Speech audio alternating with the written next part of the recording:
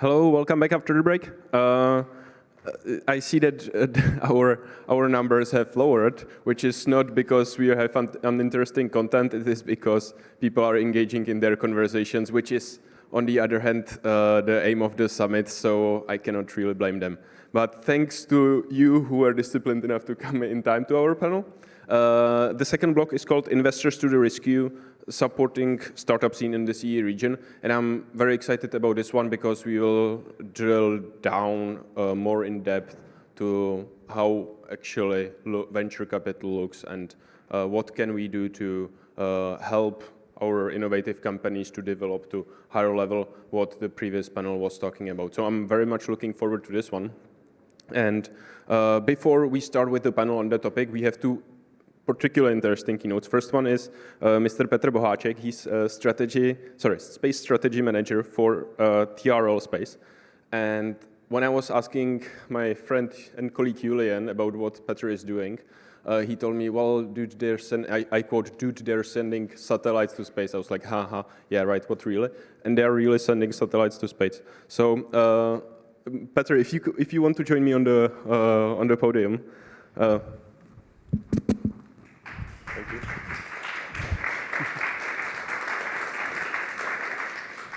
So TRL Space is developing satellites and planning missions for satellites, and your goal is to have satellites on the moon by 2030, is that right? So my question is, why do we need satellites on the moon? They don't have any Wi-Fi, do they? Well, they actually do. That's why we needed them. Okay. But I'll get to that very much. Perfect. So floor is yours. Yeah, thank you. Hello, everyone. Hopefully you can hear me. Thanks for being here. Thanks for your time. Thanks for the organizers and for inviting me. It's a great honor to be here and to have the opportunity to talk to you. As said, my name is Petr Boháček. I'm from TRL Space.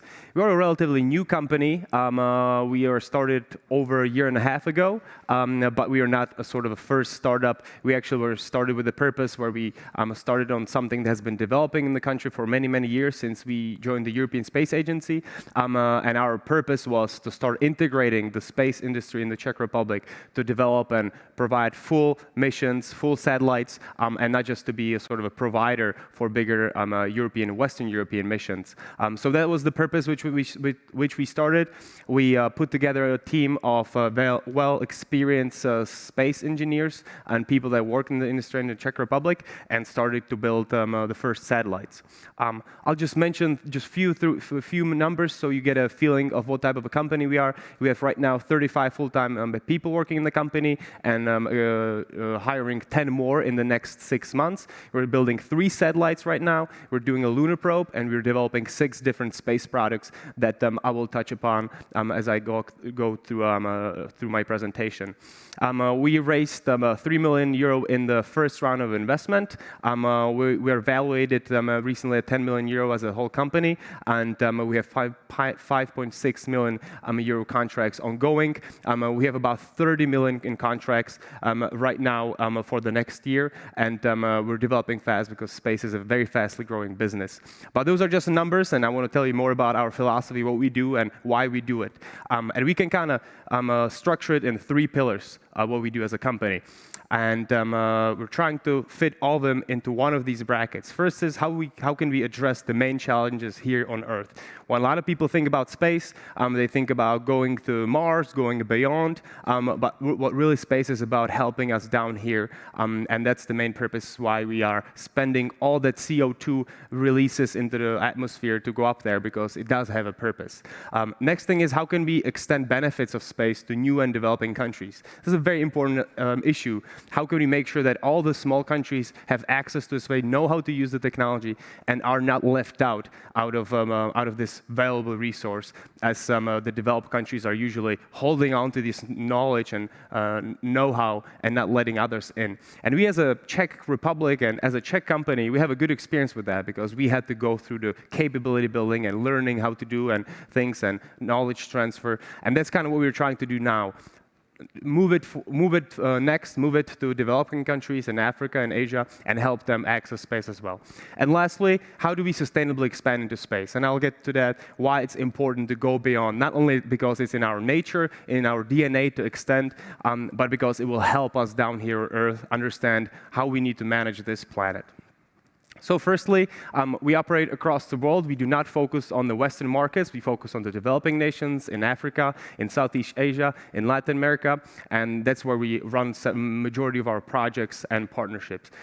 We don't just go out there and try to sell them something for money that is much more valuable to them given the purchasing power, but we're trying to build partnerships. We're trying to teach them things. We're trying to establish the ecosystem in space, for space in those countries so they can reach the benefits and are not just buying something that they do not know how to use and is not sustainable. First example is agriculture.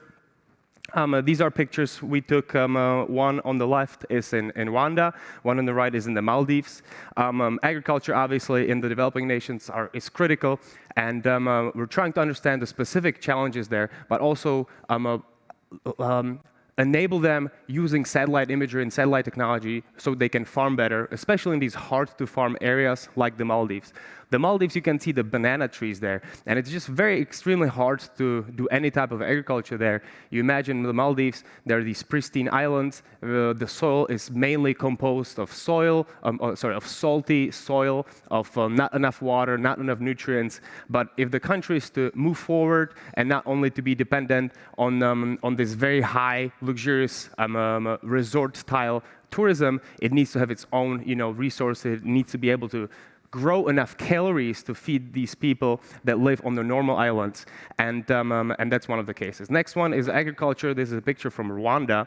Rwanda, 70% of people are involved in agriculture. Everyone has their own fields, and it's very, very challenging to manage by the government all these farming activities, get a good sense what's being grown there, what's being effectively grown, or what are some challenges, and for the country, obviously, to move forward and move into some more added value parts of the economy, they need to move a lot of their workforce elsewhere by using advanced technology. And what do we do there, actually? So, first example is in the Maldives, where we traveled there for about 2 weeks with our research partners from Charles University. We brought a big drone, and we flew several mapping campaigns where we tried to understand with a hyperspectral camera on the drone how the corals are dying in these islands, how seagrass is growing around, how farming is doing, how their crops are developing, to be able to help them. But firstly, really to understand what is happening there. And this is a very high-end technology they have no experience with, but was very important for them to understand where they are and how they can move forward. And this is something very unique and special to us because we're kind of connecting two dots here. First, you can think of the Maldives as a country that is definitely the most effective, or one of the most effective, by the sea level rise. In several decades, if the sea level rise continues, there's obviously a huge threat of extension of this whole nation. They held the first underwater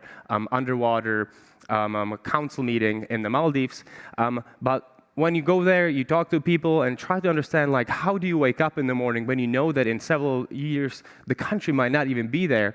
And that's when I understood that that's only a small problem that they're facing. Actually, because of the structure of the islands, the corals protect them from the sea level rise. But the biggest threat for them is the heating up of the oceans, these bleaching events that are killing the corals. So they don't worry about the sea level rise, because if the corals are dead, the whole island community and ecosystem is dead as well. And it's really important to try to understand what are the main challenges, and I try to understand how they really go through this mentally.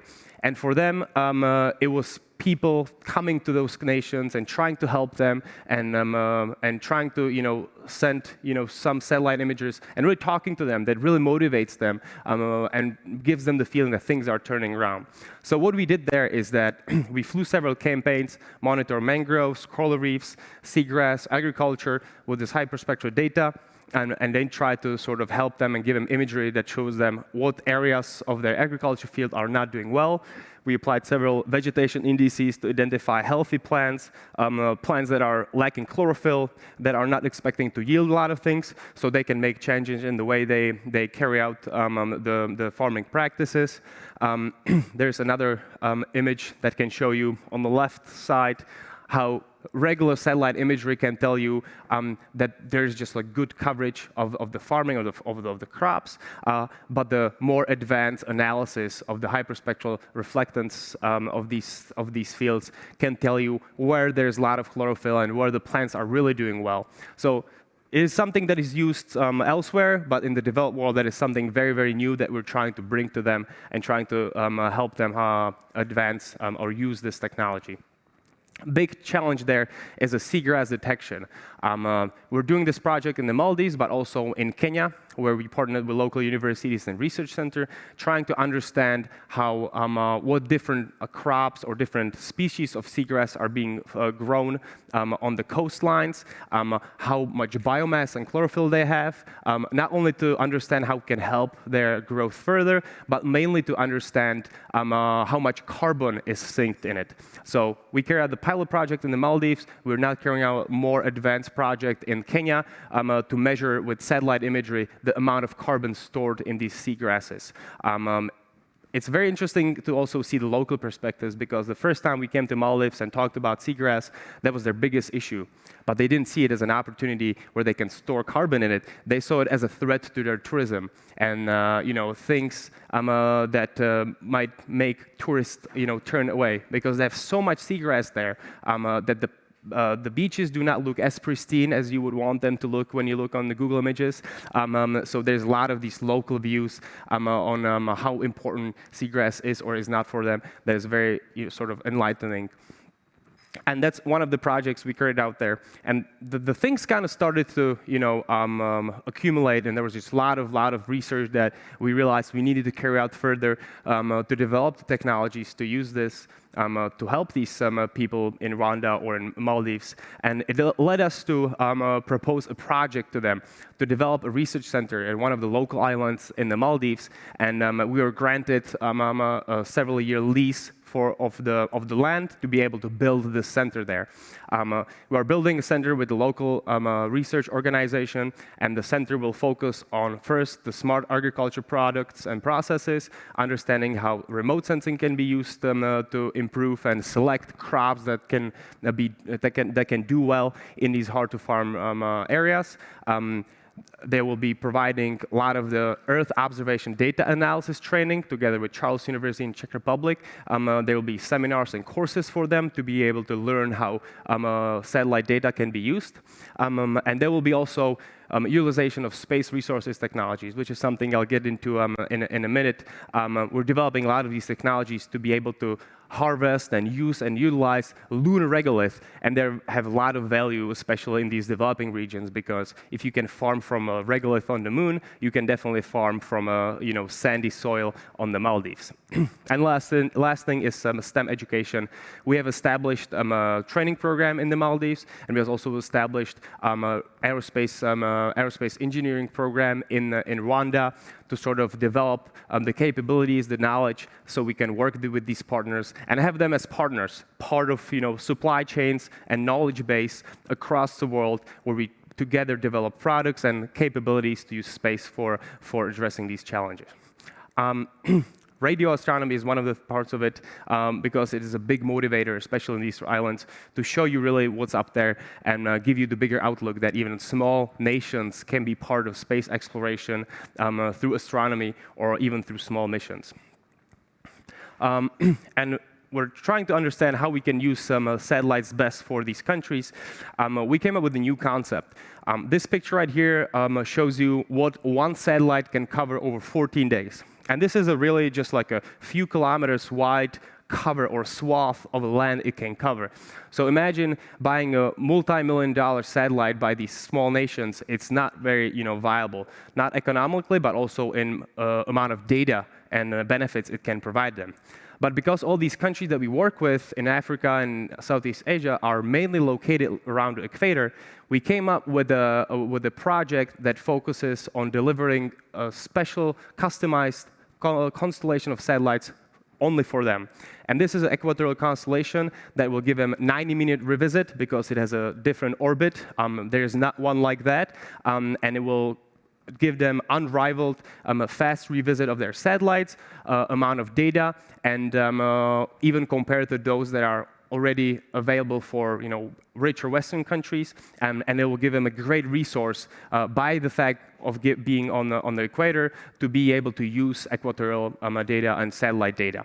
So this is a project we started for these several countries based on a subscription basis, based on a even more involved phases where they are designing the type of instrument they want, and this is one of the big long-term projects that we do to provide them with something unique that no one can give them because the market was considered too small in these regions.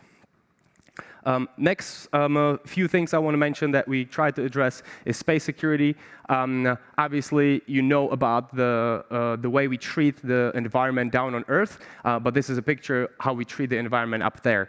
There's over 130 million pieces of debris that can, in a second, destroy the whole satellite. Here you have a small size of a piece of an aluminum piece, and you can see what it does to a satellite at the speed at which it travels around the Earth, which is around 27,000 kilometers per hour. So really, there is a big challenge to us and us using the space around, which is the amount of debris and the ability of us to actually know what's happening up there. Right now, when we see a satellite traveling around Earth, because we don't have the precise data, we see it as if it was 1 kilometer wide, and that really limits the ability of us putting more satellites up there, especially when we see the rise of the amounts of probes.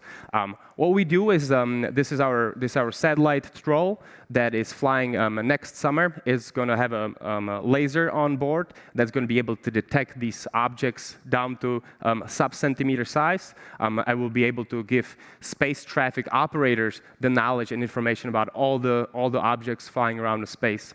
And that's our first satellite that will fly next year. It also have a hyperspectral camera and helps us develop further the ability to use camera and remote sensing for agriculture I mentioned about. And the last thing I'll mention, since it was one of the questions at the beginning, is our lunar mission. We're flying to the moon because we want to show that small country as a Czech Republic, but also partners that are part of it from Central and Eastern Europe, are capable of doing a big, ambitious space mission, and that we do not always need to be held by hand by Western European company or a country, Germany, Italy, UK, which has been the case so far. We're able to do these big things on our own, and this mission is supposed to demonstrate that. So Lunar Geology Orbiter is the mission that joins together over 30 institutions from Central and Eastern Europe to develop and build a probe to fly by the moon by 2028 to map the first intact lava tube on the moon, which will offer us a very valuable resource to permanent human settlements there.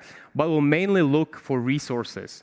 And when I say resources, we do not mean things they're going to mine on the moon and going to bring them back on Earth and treat them as all the resources we do on Earth.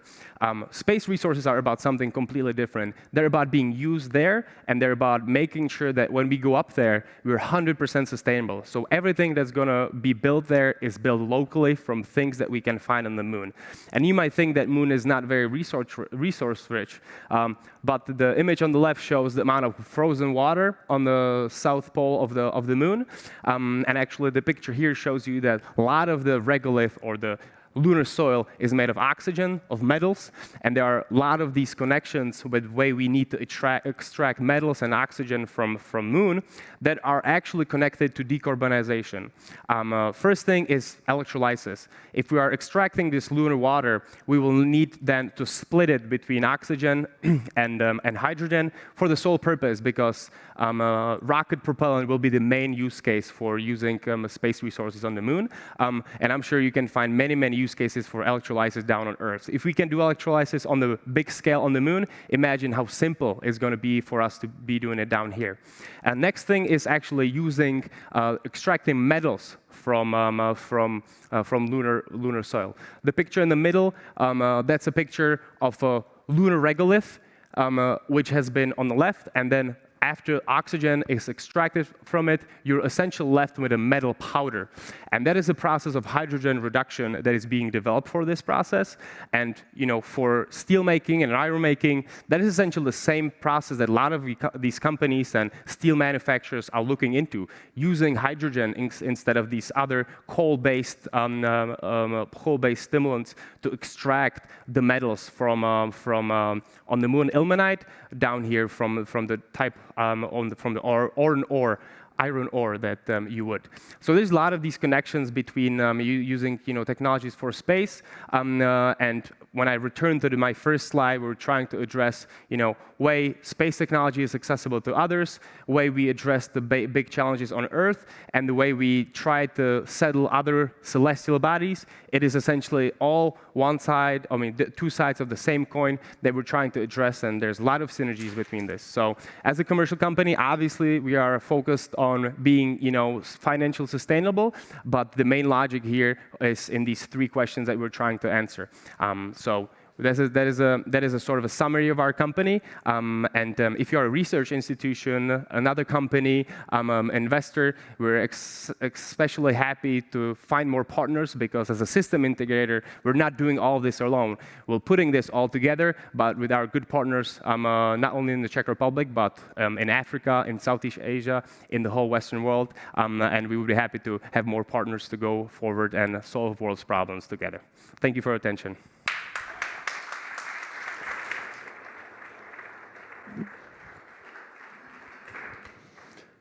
Impressive. During your presentation, I have one word in my mind. It starts with mind, and then it ends with certain words starting with F. And I'm not allowed to say that one because we're streamed on YouTube. But impressive. It's good to hear that you're growing. So if you want to participate, make sure to leave your business card with Petr afterwards. And speaking of growing companies, we have with us Chris Dixon, who started 2 years ago, who found a gap 2 years ago, or 3 years ago was that, on logistics market, and used that gap to create a sustainable business model while helping the environment at the same time. So Chris Dixon, founder and CEO of PedalMe, floor's yours.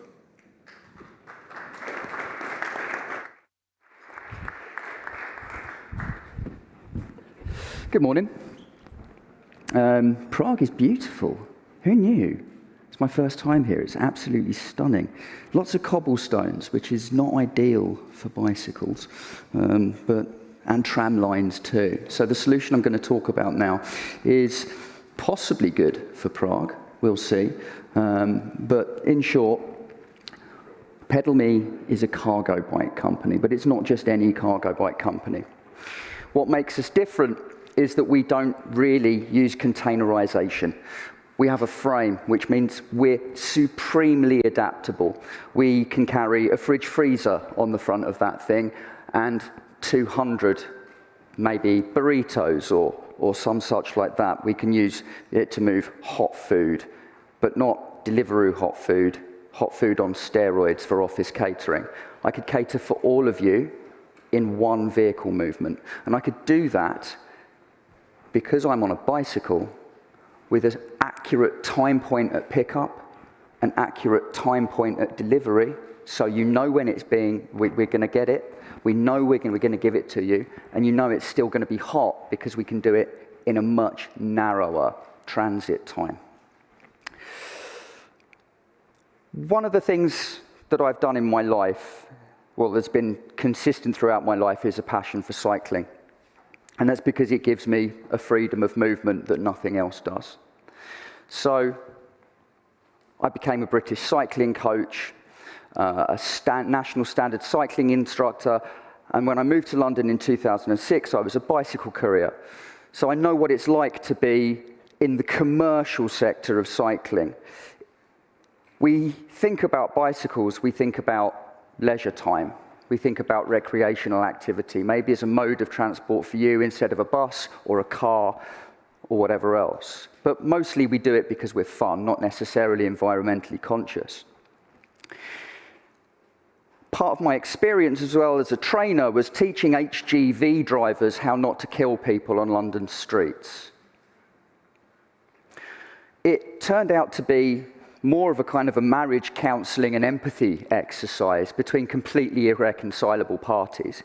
How do you get HGVs and cyclists who are lawless, break red lights, don't adhere to any kind of regulation or unlicensed, to be able to operate safely in a space and reduce kill and serious injuries? Part of that is infrastructural, but another big part of it is through communication between two people in space, sharing. I was also involved in a community project separately, which delivered cycle training to hard-to-reach communities. And we found that that was incredibly popular, and we couldn't use vans to deliver a service because of that inaccurate time point at pickup and inaccurate time point of arrival. So no one knew when we were going to be there. So we moved to moving bikes by cargo bikes and then building trailers to go on the cargo bikes, and then we could move as many bikes as a van could, but we could be there on time every single time. So we took that solution to market. I think we are in this room because we all believe in sustainability, fundamentally. For me, sustainability and cycling go hand in hand. We're talking about reducing, reusing, and recycling, reducing emissions, wastage, encouraging better resource management, reusing items that don't need to be thrown away, that work well enough already or just need a little repair, and recycling, taking what was redundant and making it new and useful again, making the best use of what we have. The machine you see here was invented in 1923, effectively. It's 100 years old. What's made it different is a motor and a battery, which means you can now do a day's work on that machine, and you can now move 3 times your own body weight on it if you can deploy that power in a sensible way.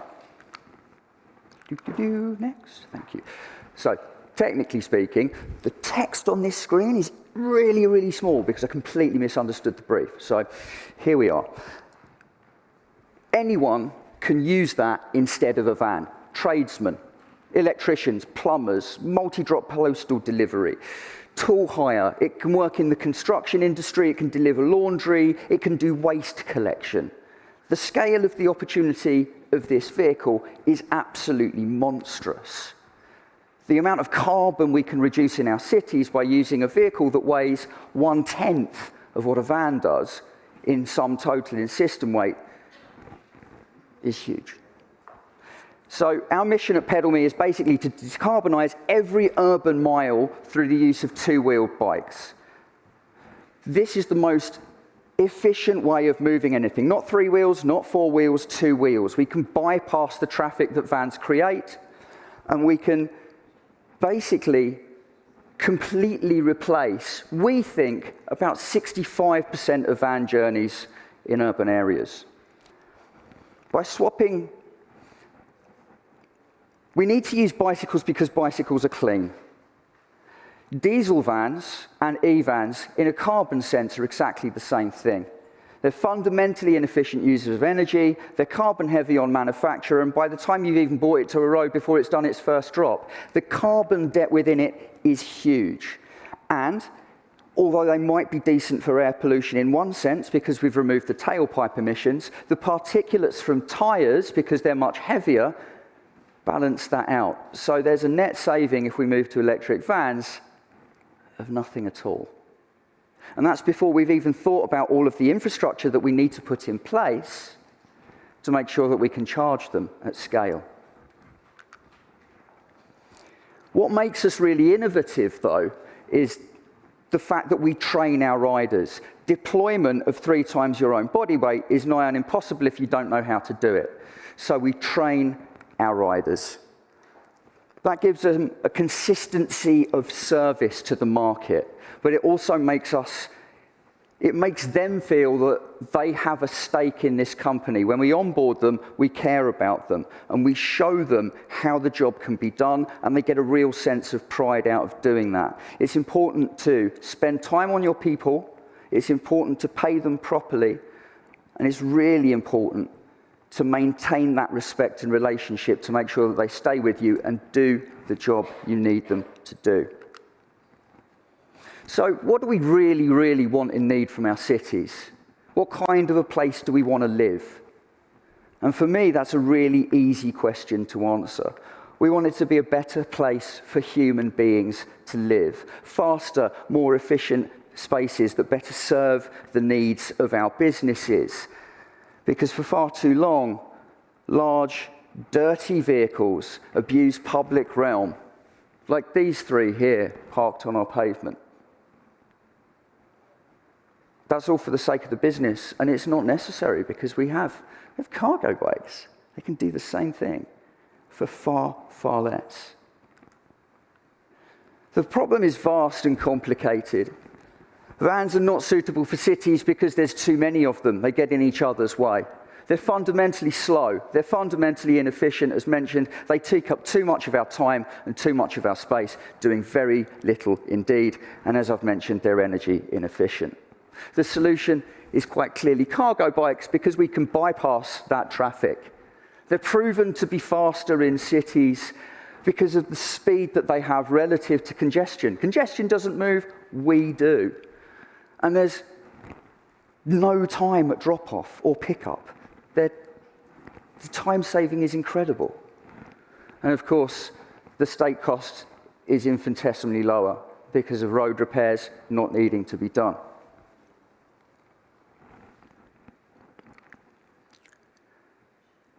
Vans present huge public problems, whether you're using them or not using them. If you're sitting in them, you're putting yourself in hospital earlier.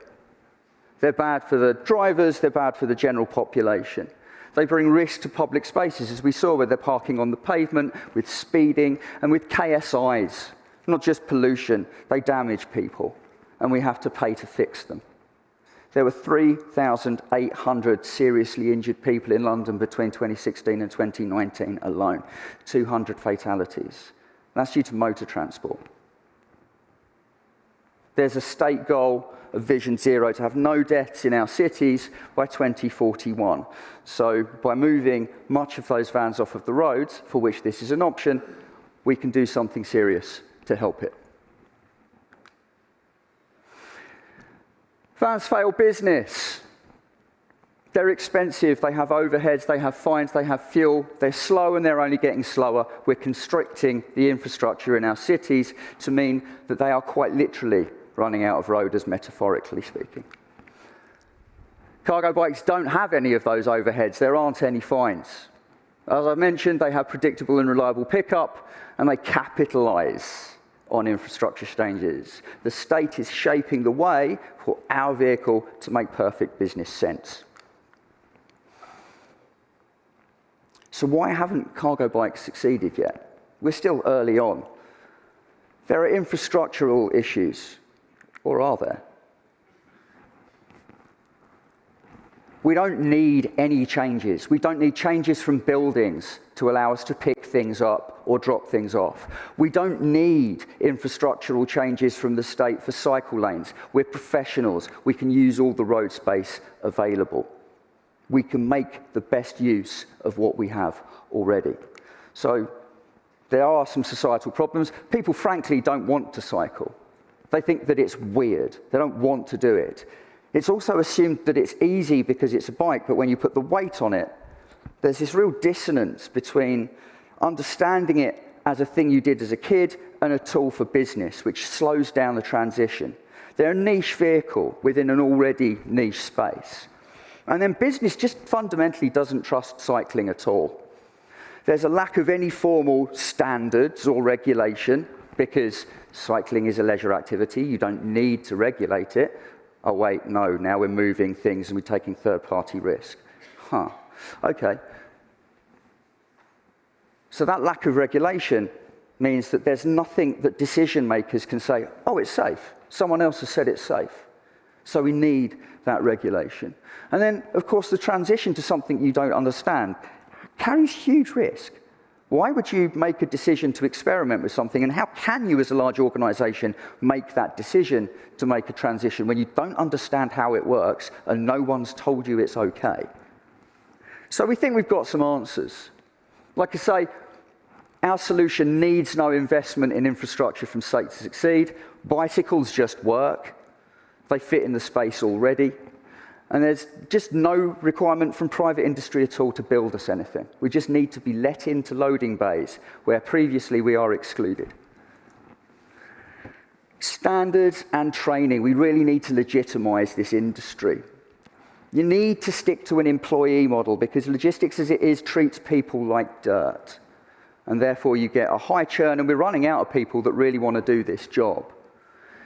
By employing people, you get happier people that go home, better paid, and you get a trickle-down effect, essentially. Training is important. It guarantees a high-level service, and it means that everyone in your company can deliver to the same level. So if I send someone in to pick something up, and then the next day someone else comes in and they can't do the same job, that's no good. That doesn't offer us any kind of quality of service to market. So that training levels that off. It's a really important thing to have. What we offer businesses is a complete ecosystem of regulation, training, tech, third-party assurance, and then the data to show you that your deliveries are getting done faster and cheaper. That's important. You need to be able to provide that. And we can offer solutions through a full transition. We've already done this.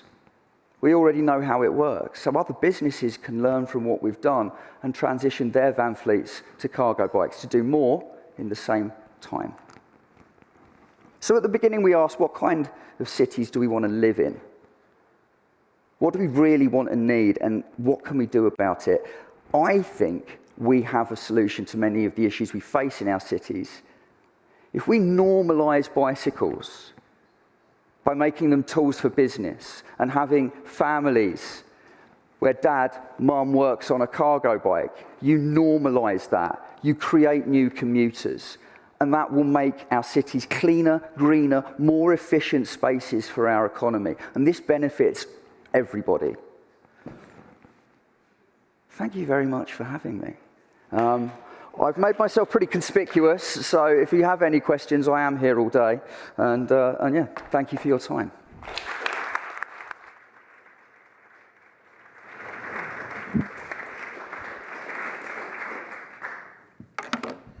Thanks, Chris. Wonderful presentation. I want to pick up on two things. First one, 65% of vans rides. That is some emissions.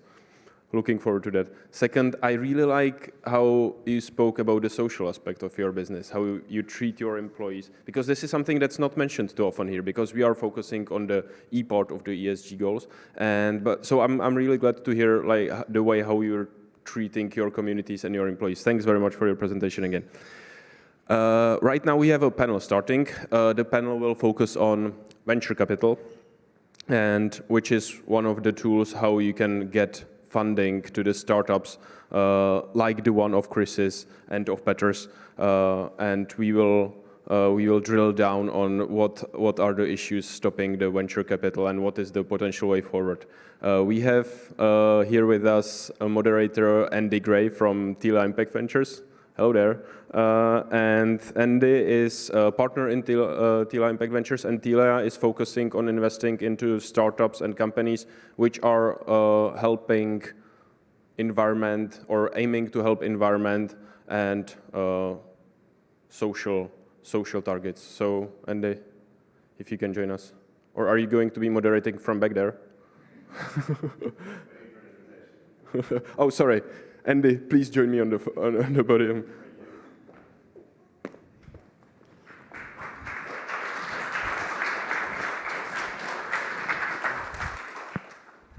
Hi, and I'll ask my fellow panelists of who is here to please join me.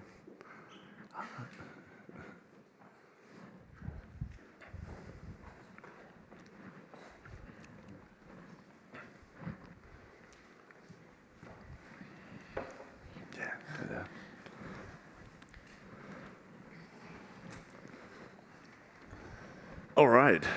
Hi, everyone. So to kick off the panel, so this is a panel about investing, sustainability investing in the CEE region.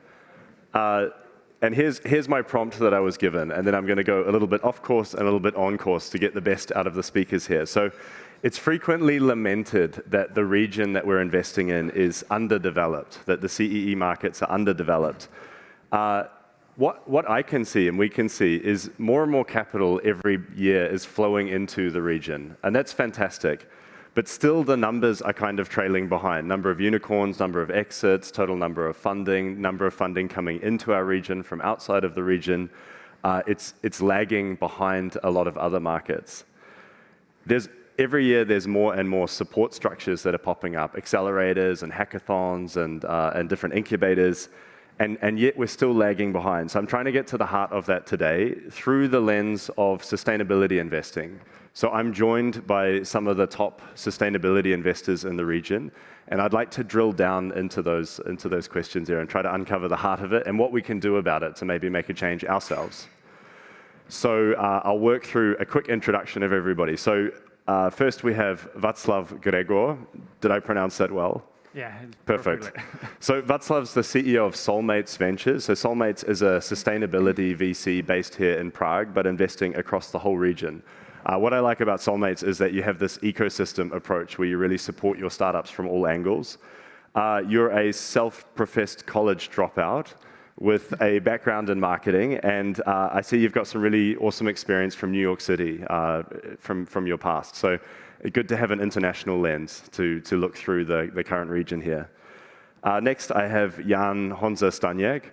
So Honza's the founding partner of Purple Ventures, which is a family office behaving like a VC fund, really, a private VC fund. And Purple is doing kind of purpose-driven early-stage investment.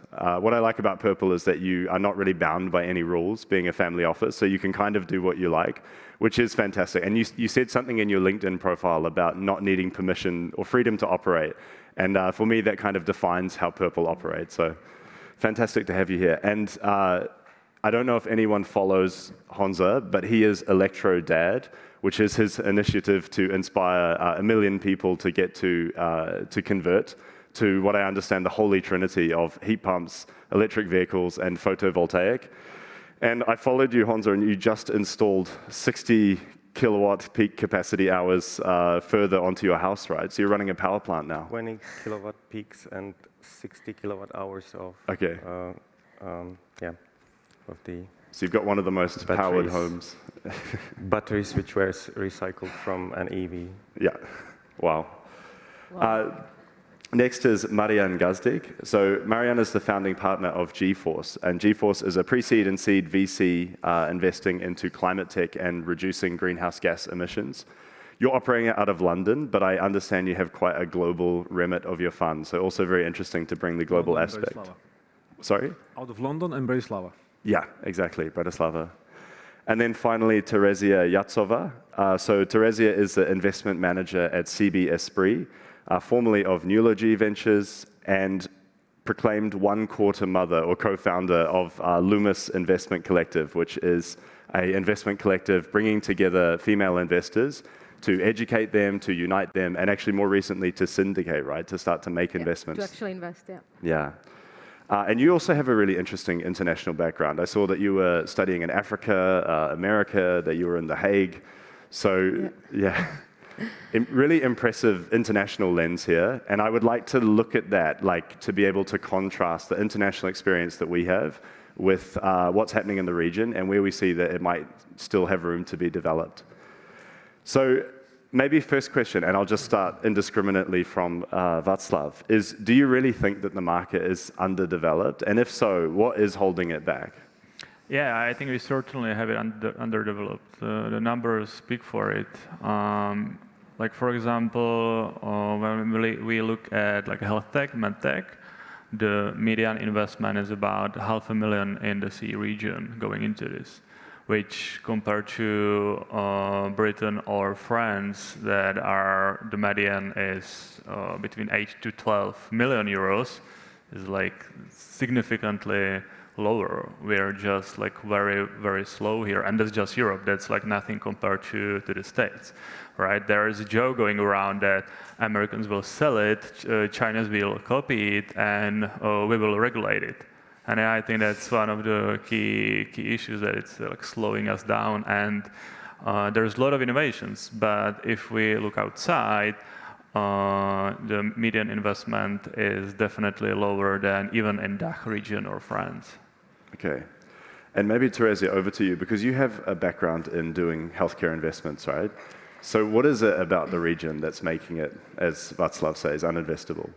Maybe a little bit of background. I actually started my professional career more than 10 years ago in Amsterdam in a company called Sustainalytics, which is a company that provides ESG rating and advice to investors to invest in sustainable companies. And well, it was more than 10 years ago, so I would say before it was cool, I came across to, well, actually implementing ESG criteria into investment decisions of huge mutual funds, pension funds in the US and Nordics. And that's when I first came across, and that's where I fell in love with this concept and understood the importance. And yeah, here we are sitting like 10 years later, and well, most of the funds here, you know, and investment targets emerged like in the past couple of years. So I think that says like how behind we are when it comes to these investment trends.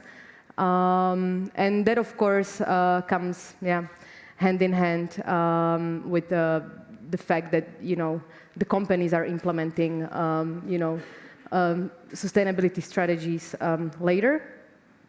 Specifically in the health tech sector, and I'm health tech and biotech as well. That's difficult because that, of course, has a lot to do with the, you know, the scientific infrastructure we have here, with the research and development that is heavily underfunded, of course, from the perspective of state and universities. So I think that's, I mean, it's connected, but it's, you know, it's somewhere way behind that I think we should talk about today.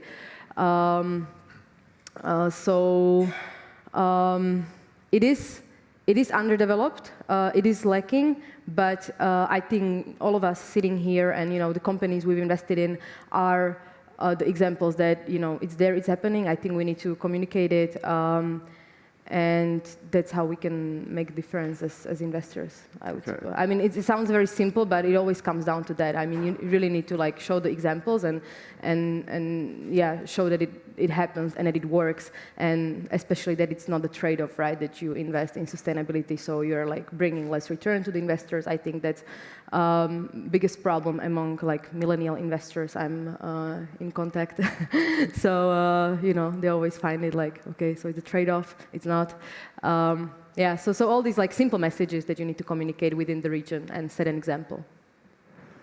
You mentioned about the kind of upstream in the innovation cycle. So it's on the universities, it's the funding. Maybe I will come to you, Honza, because your work is with Electrodads kind of focusing on downstream. So how do I get people excited about the outputs from that?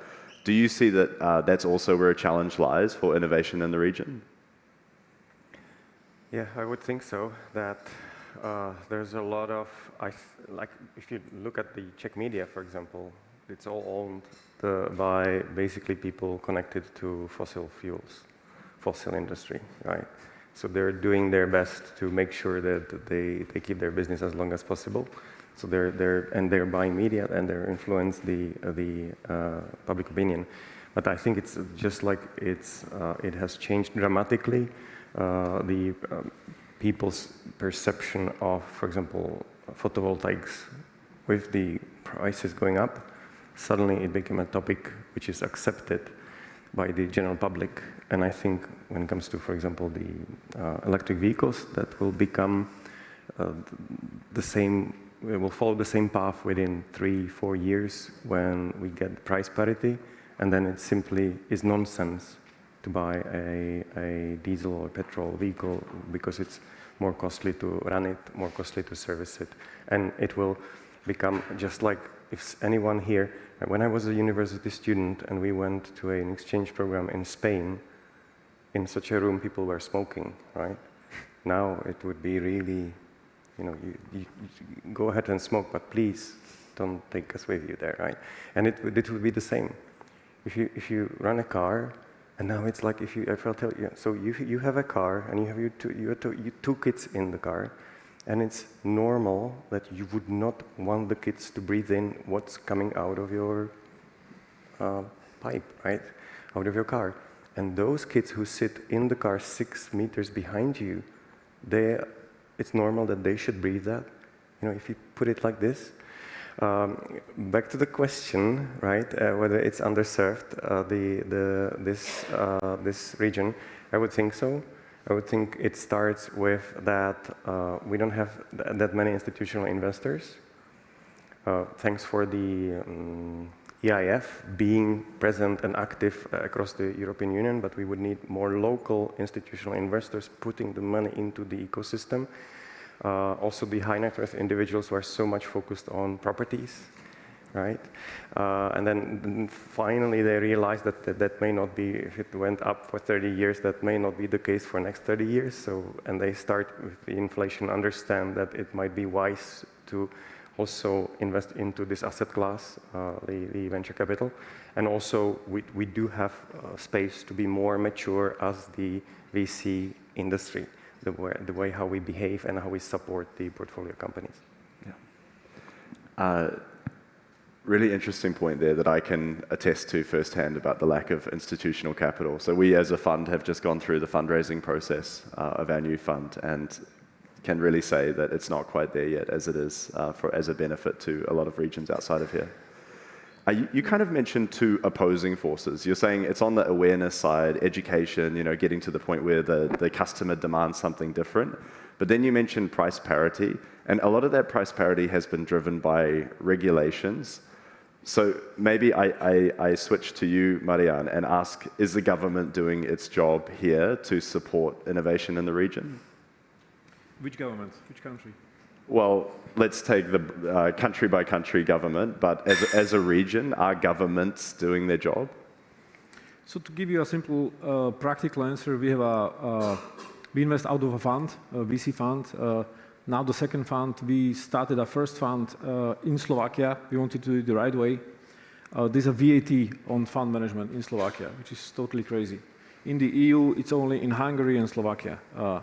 Super crazy. And I spoke earlier with Michael, the founder of 3TS. He mentioned it was at the beginning here as well. So it's not a innovation encouraging behavior. And there's plenty of other examples. We were the first EU VECA fund in the region of Central Eastern Europe. Took us a long time, but our second fund is based in Luxembourg because it's just easier. So that's the short answer to your question. How much should the government do? Not much, but they should not do things which discourage innovation. We are slightly different in terms of how we do things because I'm not too worried about the region because if you look at the VC industry, the top 3% of all VC funds collect more than 60% of all the proceeds of the entire industry.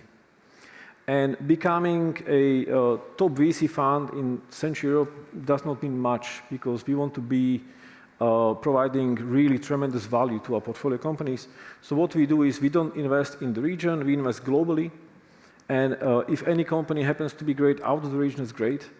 But because we're focusing not only on sustainability, but a very small part of that called climate technology, which means anything which is scalable and has a direct impact on lowering of greenhouse gases, we invest in those companies, and the benefit we can bring to the region is once we invest in those companies, we bring those technologies into the region. That's how we see the benefits of that. And the climate is a bit strange in the sense that if we burn down a lot of forests in Brazil, we feel it also here in Czech Republic, in Slovakia. The CO2 level in the air, if we take it out, it equalizes with oceans. So we can take it out of the air or out of the oceans. The globe is so much connected in climate that you can do great work out of anywhere. But the bottom line is that there are no shortcuts in climate technology fighting because Climate technology companies require a very deep level of understanding and very deep technologies. So the chances are the best companies are born out of great knowledge hubs. So out of our 8 companies in our Fund 1 pilot, 4 are coming out of the Cambridge-Oxford ecosystem because the top in this space is out of there. So if we focus on supporting this innovation, starting with universities, it's a great thing to start. Okay. Okay. Maybe to add on what Marian said, I think, well, you're working with global founders. I'm more with the founders in CEE. In CBS Prefund, we are specifically investing only in companies from Slovakia with social impact.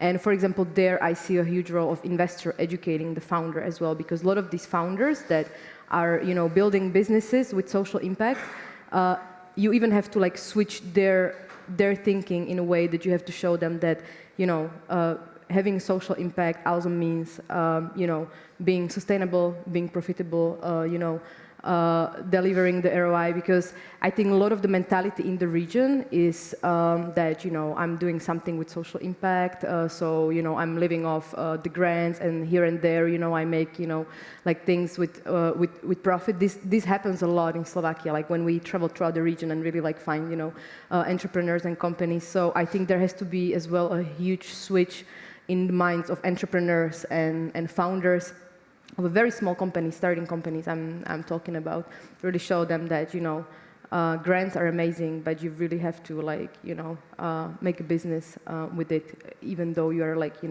doing social impact. It's not a trade-off. Okay. So in the last 10 minutes, we've called out the media, governments, universities, the founders themselves. So now to point the finger at ourselves. What's our role? Like, what do we need to do better as investors to support the ecosystem? How can we make change from inside it? Maybe back to you, Václav. I would say it's two-folded.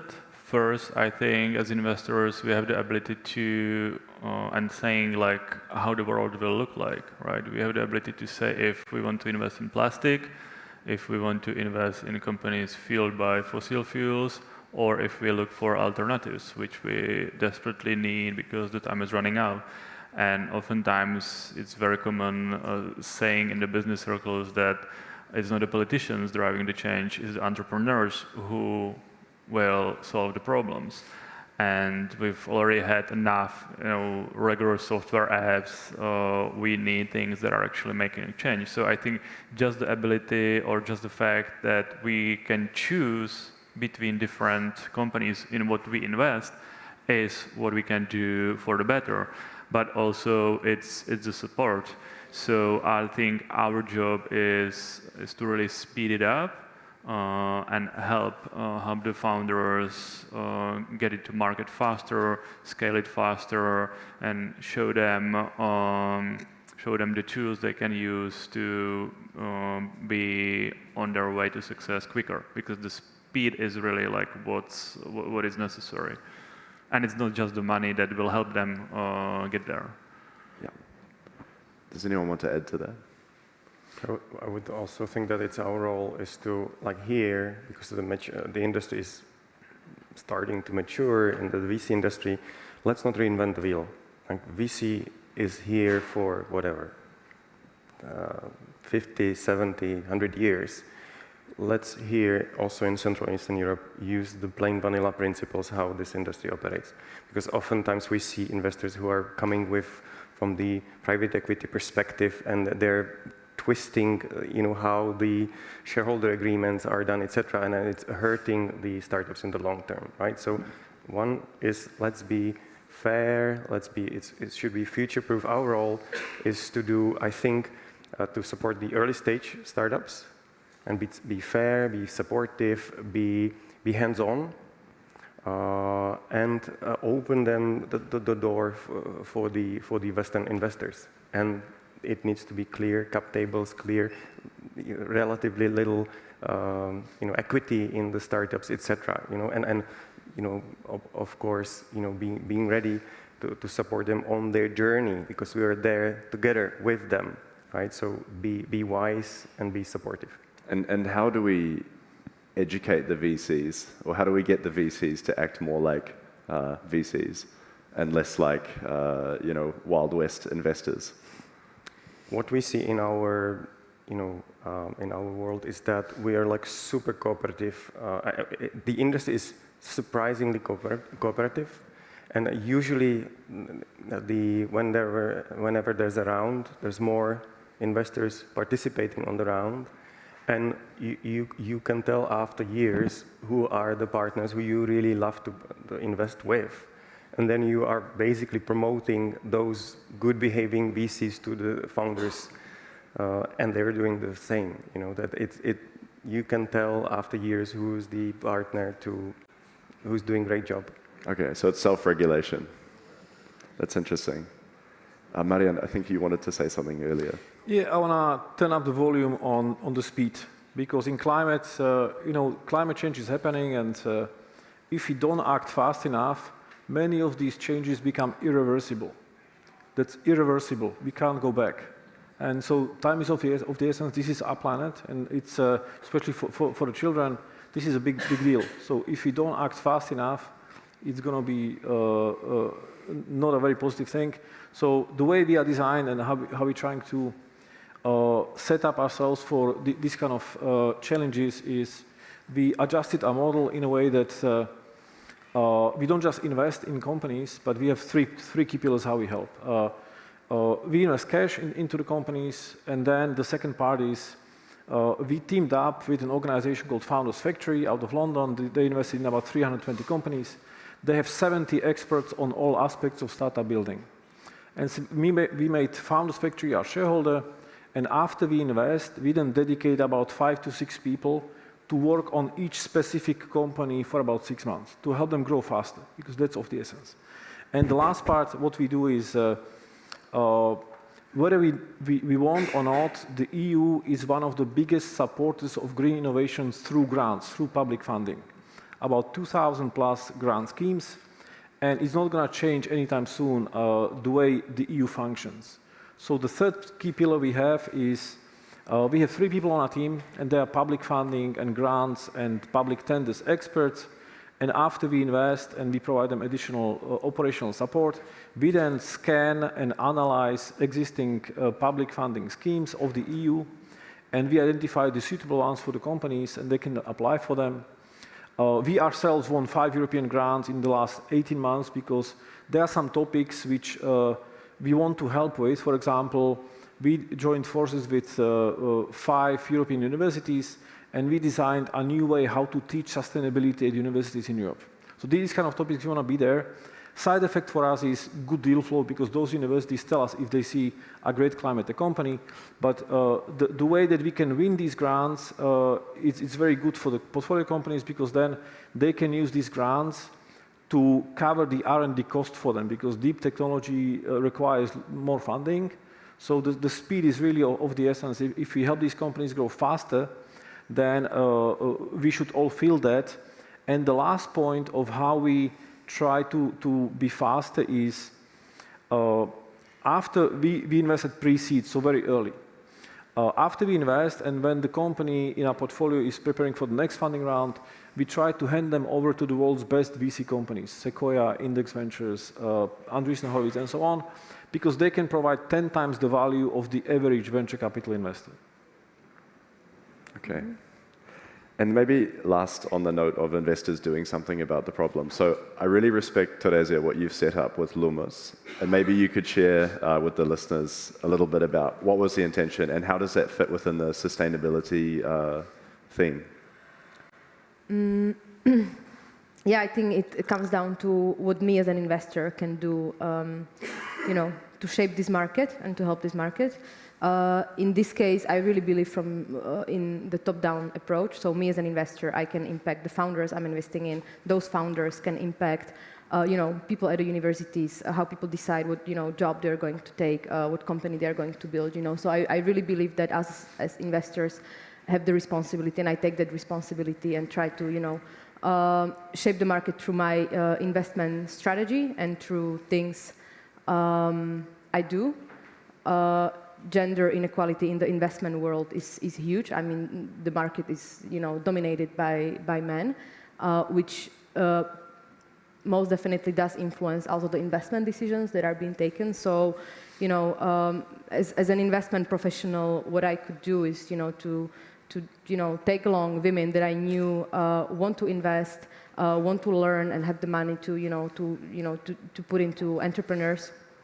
And that's why we started Lumus Investment Collective, which is an investment club for women. We don't exclude men, just a disclaimer, but we are not targeting men. So men are part of our syndicates, but we aim for majority of women in these syndicates. And it is true that the preference of our women investors is on education technology and health technologies. That's mostly the sector preference from our women investors. That is, it is really clear, and they stated clear. So in their eyes, they really want to invest in education and technology because they feel like these are the fields where that they want to impact, they want to invest, and help the companies to grow because it affects their health and their children and our future.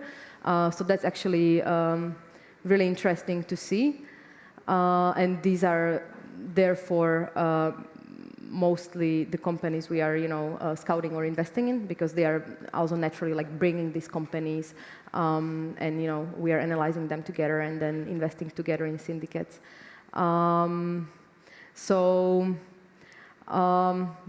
I think to answer this, how me as an investor, I can set an example is by having my own personal strategy, showing the examples, implementing, for me, it's implementing ESG criteria, maybe not necessarily in the investment decisions, it's not always possible with such an early stage companies, but then later on to help these companies, the portfolio companies, to work towards them, because we are really talking about early stage startups, which is, I mean, a lot of things are happening in these startups. Well, you guys probably know that as well, how it is when investing in startups. So yeah, we are the ones that can affect the market and help the market greatly as investors. We have the power, I think. Yeah. So yeah, one interesting thing you said there is getting more women in the driver's seat means that you can implement a kind of more gender neutral investing strategy. And I guess that's one of the barriers that we see in portfolio companies, but especially in sustainability, there's a number of barriers, and I wonder, coming to structure of whether VC funds are really set up to overcome those barriers. So for example, a lot of sustainability companies are research and R&D intensive. A lot of the change that's needed to be made, especially in climate, requires science, and VCs are notoriously bad at interrogating and DDing science. They also take a little bit longer to get off the ground, and often their J-curve can happen quite late.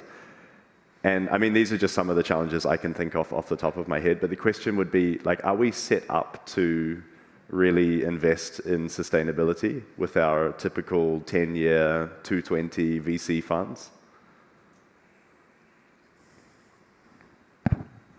If anyone would like to answer. Honza, you were nodding, so I'll start with you. Well, our approach is that, one, that we have the freedom that we're not limited by the 10-year period. Second is that we do support this type of projects where we don't we come very early with a relatively small ticket compared to the fund size. So we diverse the risk. And yes, there's a big also component of grants, right? That non-equity funding for these type of startups. Yeah. And what about capital insensitivity? That's a problem that often comes up, that we see projects that are too capital intensive too early, and our fund is not really, as a micro fund, equipped to deal with them. Is this something that's common to other investors? Maybe Václav, you can comment. I think it also depends on if they are approaching the right type of investor, right? So if they need 5 million euros to get it off the ground, then probably doesn't make sense to approach, for example, Purple Ventures, right? Or us. So it really matters who is their investor. I think VCs have, like you said, it's difficult for them because they're always looking at when will be the exit period, who's the exit partner, what is the potential revenue I can sell this for, and how much I can multiply the ticket, right? So they need to also be sustainable in terms of, can I economically survive functioning the fund? So if the project is difficult to get off the ground and it's difficult to finance, then it may not be ready for the VC journey yet, right, for example. So that's why I think we need more money in the academia, more money from the government to support the R&D, because a lot of those things are coming from R&D or universities. And I think that's where we are lacking the most here in Europe. And if we are able to improve that, then we will have more projects that we can all, from venture capital, invest in. So that, I think, is one of the issues here. And I feel that some of the countries can maybe supply the right type of mindset. For example, countries like Israel, where they invest heavily in R&D, and then when they see it's ready, then they start accelerating in the VC that project. Okay. To add to this, regarding the question about capital intensity, I think there is a opportunity in every constraint, and we can make a benefit of that. So in climate investing or sustainability investing, the first wave, the clean tech wave in 2010s was not successful because it was too early. We did not exactly what to back, and most investments in this space in the US, for example, failed. Just a handful of them succeeded. To give an example, back in February, there was this conference about a technology conference in Saudi Arabia.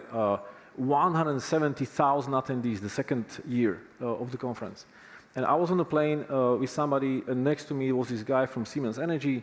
They have this awesome technology, compressed air energy system. And it's a battery storage where you compress air, and they do it into salt mines. It's a big hole, you dump air into it, and the beauty of that is you can do it for short-term energy storage and long-term energy storage. Great system. And I asked, okay, what is the cost of the system? And the answer was about between 1 and 200 million. And so it's very expensive. And after asking a few questions and a few conversations back and forth in a few weeks, it turns out they can also make it into a modular system. So yes, if something is very expensive, you can make it modular, which makes it much cheaper and therefore more accessible. Then you can bring in project financing. So any technology which is not ready will be expensive, and it will be prohibitive, but we can figure it out because the urgency is so big that there's a big pressure on delivering. And what you see in our portfolio companies, the big pressure comes from consumers. They're proactively asking for sustainable, climate-friendly solutions, and from regulation, which is moving in at an exponential rate. So these are good things which should help the entire industry. Okay. So if I was a speculating person, which I am by career, I would say that the kind of fund structures that might be better suited to overcome some of the problems that we've highlighted is longer fund lives, is potentially having evergreen funds that can hold on to investments for longer. It's probably having bigger fund sizes than the region has now. And it's also probably starting to specialize on a vertical by vertical basis so that you have scientists looking into science projects. And we're not there yet. And I'm not even sure that we'll be there in the next 5 years, just because you can't move faster than the deal flow. So we have to react to deal flow all the time and reflect the investment landscape that we have.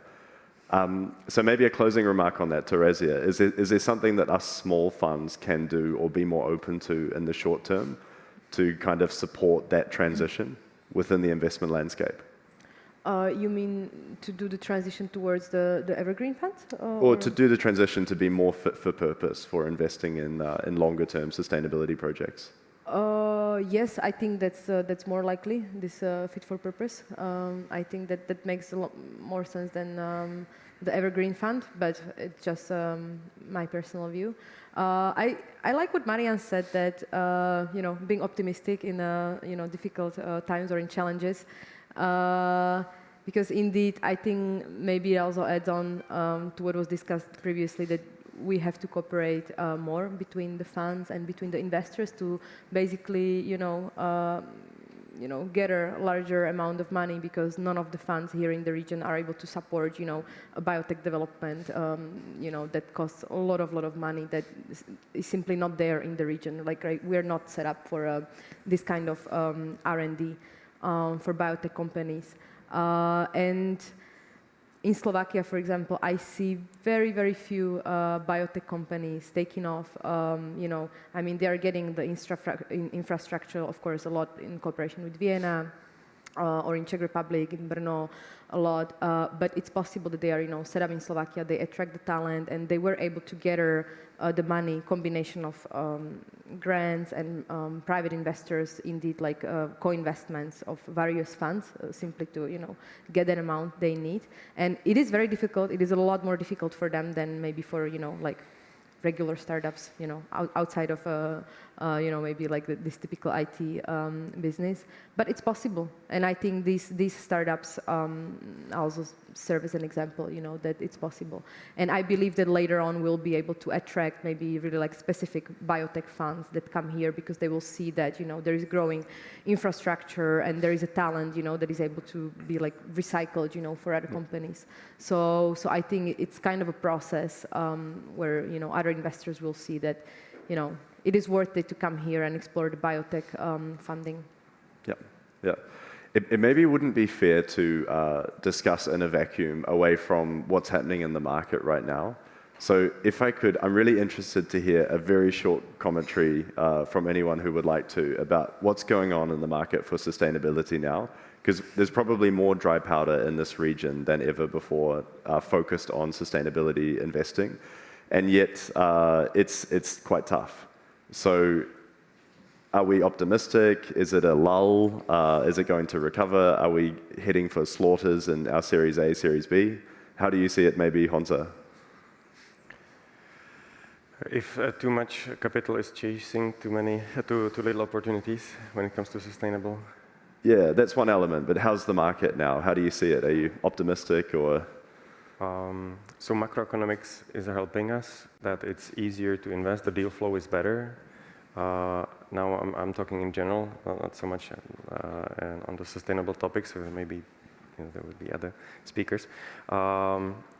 It's more difficult to fundraise because you don't have exits. Those who understand VC do not have liquidity or less liquidity, so it's harder to fundraise. But I think it's the hardest times of, let's say, second half of 2022 are over, and it's getting better and better. I would be optimistic. Okay. Václav, if you want to add.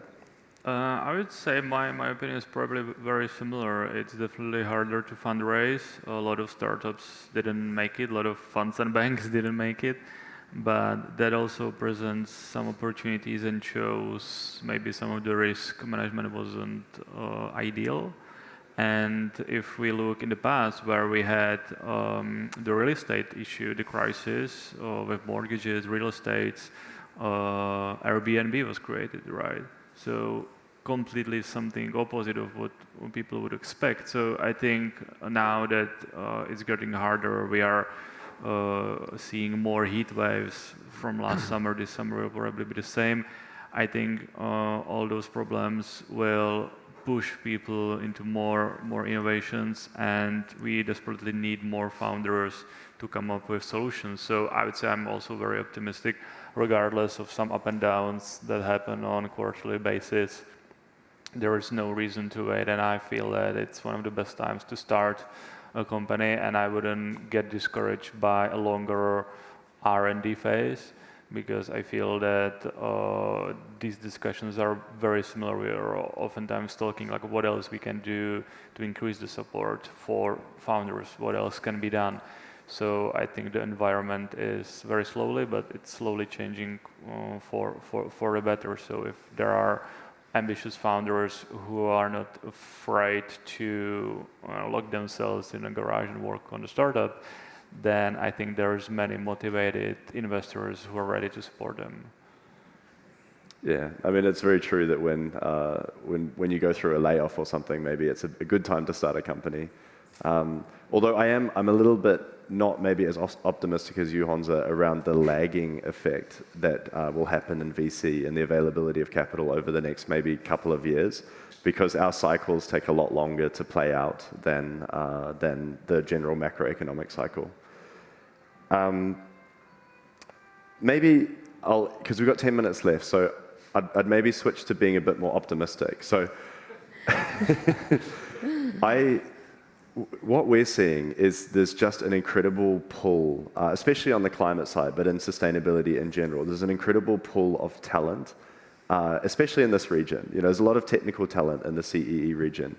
But there's people who would have started a B2B SaaS company are now starting a company in the field of sustainability. So great founders, people who would have gone and worked for a startup that was, I don't know, building, again, B2B SaaS. These people are coming and working instead for the kind of startups that we're investing in.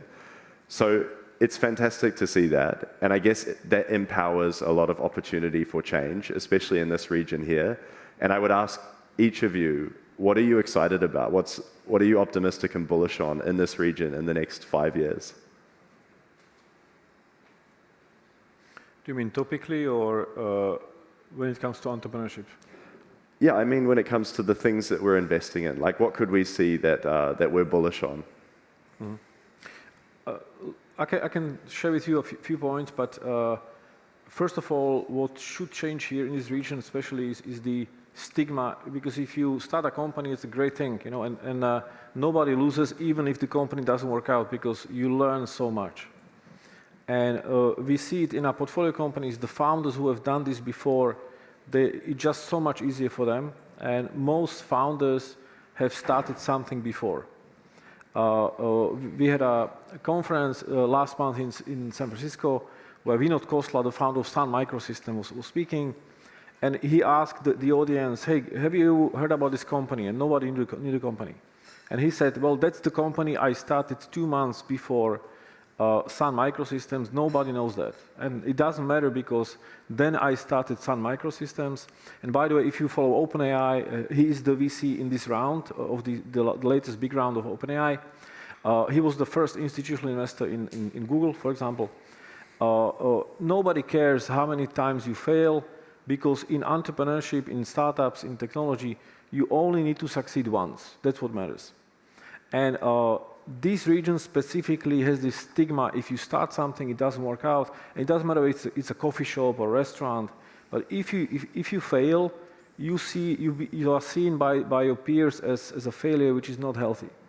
And to go back to your question, this is slowly changing, and it's a good thing, because to be an entrepreneur and starting a company, you start, you don't make it, you start again, and at your second or third trial, it should work out, and mostly it does.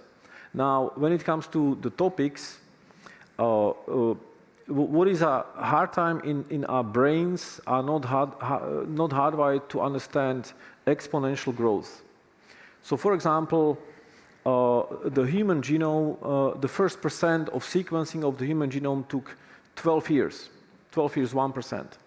And then some pessimistic scientists came together, have a press conference about, okay, in 500 years, we're going to celebrate the entire human genome being sequenced. The rest of the 99% of the human genome was sequenced in 16 years, and we were done. And this is where we are now with sustainability and climate change, electrification. These are massive topics. When you add 1%, and you double every year, in year 7 you are at 100%. And so technology is one of the most reliable ways of helping us solve a big chunk of the climate change problems. And when it comes to topics which I'm kind of passionate about, or I'm optimistic about, there are spaces where, For example, depending on how you chunk the greenhouse gas emissions pie, built environment, commercial buildings and buildings are about 35%.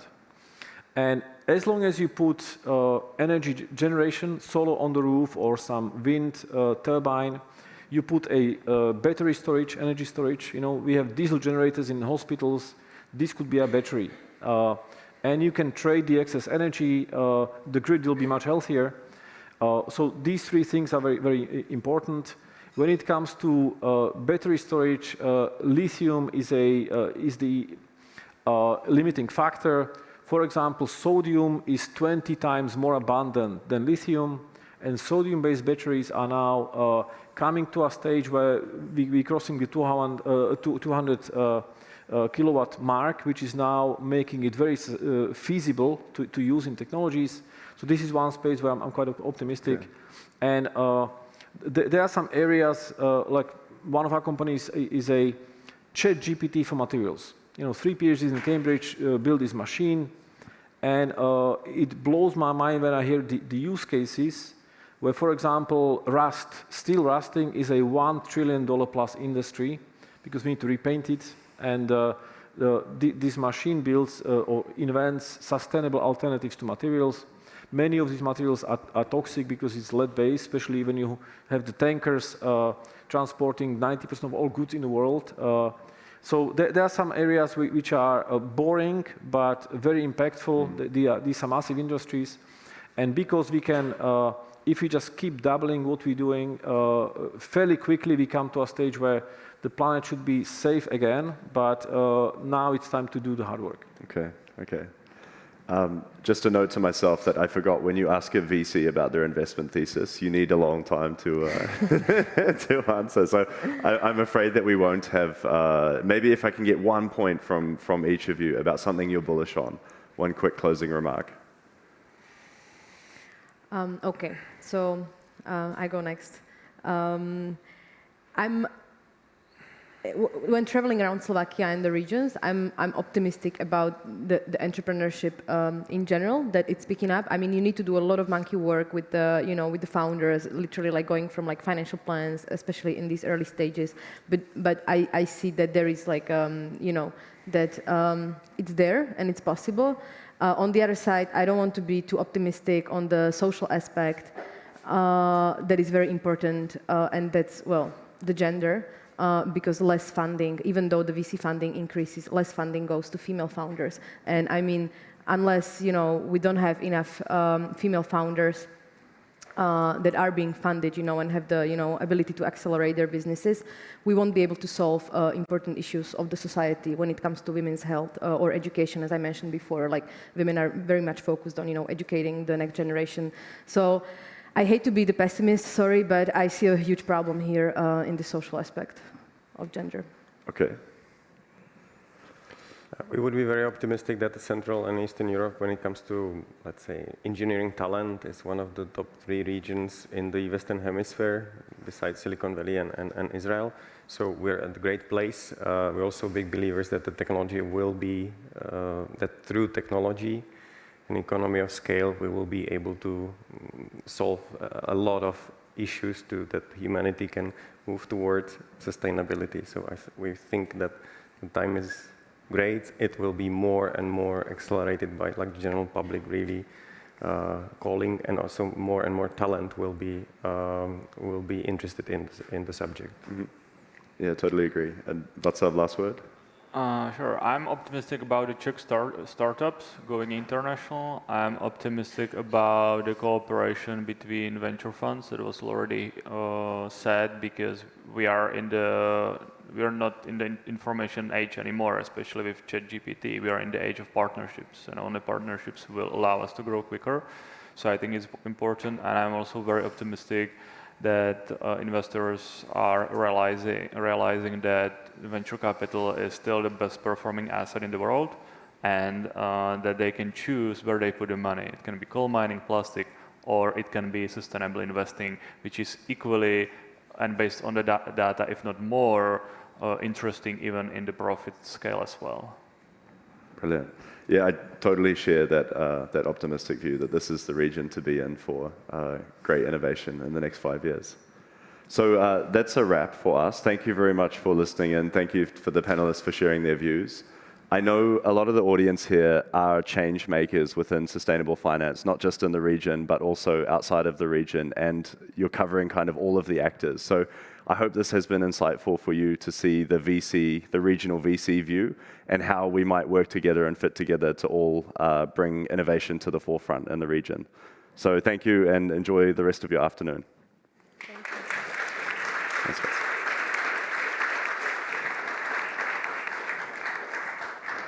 Great, thank you very much. Very insightful panel indeed, and once again, you've proven yourself as top-level moderator, hands down. Before we go to the lunch break, a few housekeeping rules. The lunch break is about 1 hour. I will have the 2 gongs away, rank again.